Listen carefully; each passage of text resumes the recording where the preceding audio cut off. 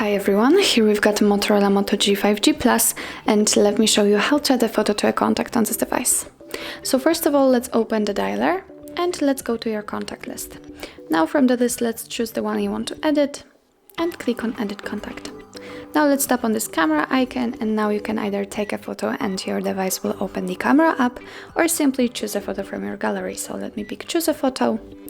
Let's choose the one you want to add.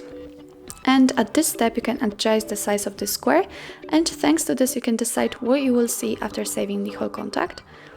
So let me leave like this, for example. If you are happy with the results, click on Done and remember to click on Save. As you can see, the photo has been added successfully. Let's get back, and it also appears on your contact list, and you will be able to see it while all incoming calls or text messages from that number. So that's all. This is how to add a photo to a contact in your Motorola Moto G 5G Plus. Thank you so much for watching. If you find that this video was helpful, please hit the subscribe button and leave the thumbs up.